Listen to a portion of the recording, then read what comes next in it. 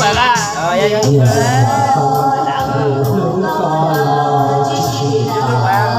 Ai nhìn mấy lượt đăng ký YouTuber đấy. Dạ con là cái này em làm ơi.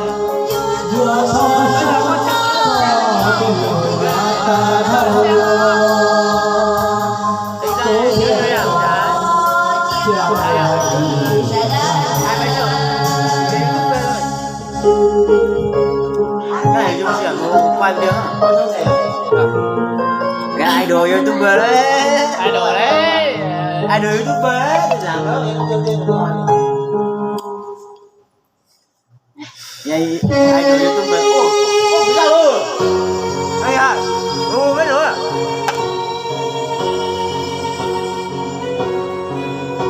Hello. Cá chết hay không? Hay không? Anh chỉ ra là chủ yếu YouTube đâu? Chủ yếu YouTube em kìa.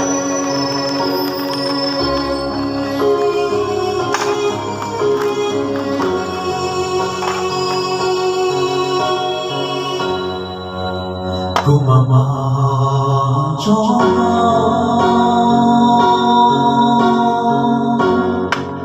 nhà chính để cho tao cô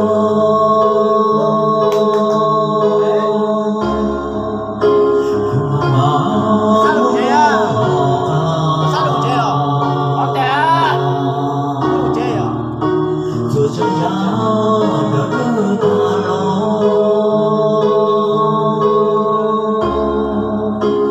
nhà chính để cho tao có lời không bao giờ cô chạy lối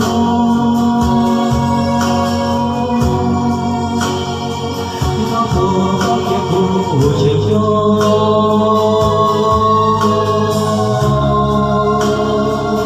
có cái lúc đã đưa ta lo